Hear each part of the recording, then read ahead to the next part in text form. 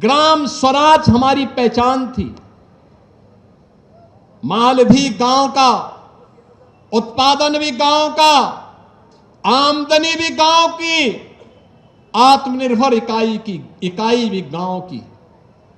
आज प्रधानमंत्री मोदी जी आत्मनिर्भर और विकसित भारत की बात जब करते हैं तो बहनों और भाइयों, आत्मनिर्भर और विकसित भारत की इस नींव को मजबूत बनाने के लिए उसकी आधारभूत इकाई हमारी ग्राम पंचायतें बनेंगी, हमारी ग्राम सभाएं बनेंगी, हमारे कस्बे बनेंगे। चित्तौड़गढ़ आत्मनिर्भर होगा तो भारत आत्मनिर्भर होगा।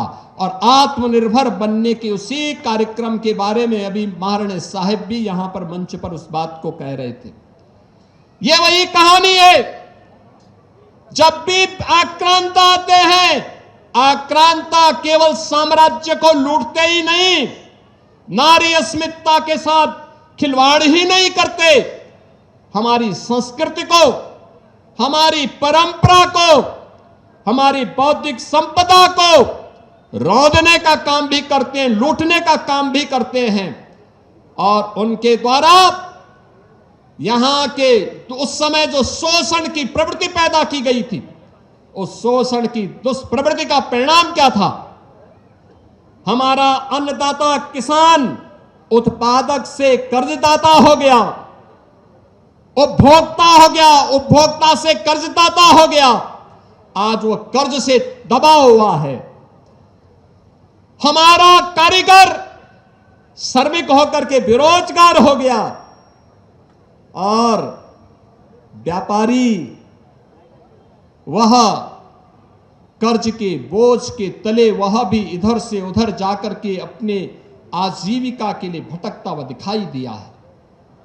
बहनों और भाइयों, औपनिवेशिक कालखंड की शोषण की इस वृत्ति को समाप्त करने के लिए उस समय जो उन्होंने दुष्चक्र रचा था, उस दुष्चक्र को समाप्त करने के लिए स्वतंत्र भारत ने भी कभी आजादी के बाद वर्ष तर वर्ष बीतते गए, कभी भारत की इस अस्मिता को पहचानने का प्रयास नहीं हो पाया।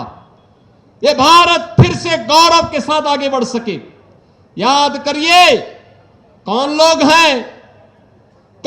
हैं जो जातिवाद के आधार पर फिर से समाज को बांट रहे हैं? कौन लोग हैं जो अफवाह के आधार पर देश के अंदर विश्वास का संकट खड़ा कर रहे हैं? कौन वे लोग हैं जो लगातार भारत को भारत न बना रहे इसके लिए तमाम प्रकार से दुष्चक्र कर रहे हैं? और याद करेंगे तो ये वही लोग हैं जिन्होंने कहा था कि राम और कृष्ण तो हुए ही नहीं। ये वही लोग हैं जिन्होंने राम मंदिर के आंदोलन में विरोधी पक्ष के साथ जाकर के मिलकर के राम मंदिर का फैसला न हो इसके लिए एड़ी चोटी लगाई थी। ये वही लोग हैं जो राम सेतु को तोड़ने के लिए तो उतावले दिखाई देते हैं लेकिन राम मंदिर के निर्माण का विरोध करते हैं। ये वही लोग हैं जिनके द्वारा लगातार देश के अंदर अविश्वास का वातावरण पैदा करने का प्रयास किया जा रहा है। और इस अविश्वास के परिणाम स्वरूप ये भारत के संवैधानिक संस्थाओं को भी कटघरे में खड़ा करने का प्रयास कर रहे हैं।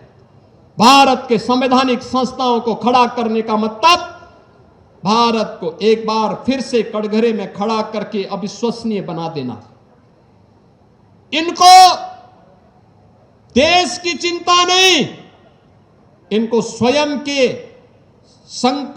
अस्तित्व का संकट इनके सामने है, इसलिए ये देश पर प्रश्न लगाने का प्रयास कर रहे हैं। भारत की अस्मिता के साथ अब खिलवाड़ करने पर उतारू हो चुके हैं। और इसीलिए जब आज हम यहां पर आए हैं इस जौहर स्मृति संस्थान के कार्यक्रम में, यह संकल्प का दिवस हम सब के लिए होना चाहिए। और यह संकल्प इस बात का संकल्प बनना चाहिए जो संकल्प सैकड़ों वर्षों से, विगत 1200-1300 वर्षों से इस वीर भूमि ने पूरे भारत भूमि को दिया है। उस संकल्प के साथ जुड़ने का, वीरों और वीरांगनाओं को नमन करने का, उससे एक नई प्रेरणा प्राप्त करने का। मैं जब यहां आया था, मैं देख रहा था चित्तौड़गढ़ के दुर्ग में जाकर के, जौहर भूमि को नमन करके, मां कालिका के मंदिर में दर्शन करके मैं विभूत भी था। भाषा अवरुद्ध थी, भावनाओं से भरी हुई थी और इस बात को लेकर के भरी हुई थी। मुझे उस समय याद आ रही थी उत्तर प्रदेश के एक हिंदी साहित्य के महान साहित्य कीर्ति रखने वाले हल्दी घाटी के रचयिता श्याम नारायण पांडे की मुझे पंक्तियां याद आ रही थी। मैं देख रहा था उनकी पंक्तियां हल्दी घाटी में, मुझे बहुत उसके साथ कर रही थी। मैं चित्तौड़गढ़ को जब देख रहा था, इस वीर भूमि को जब मैं देखता हूं और मुझे याद आती है उनकी पंक्तियां कि एक लिंग का आसन है, इस पर न किसी का शासन है।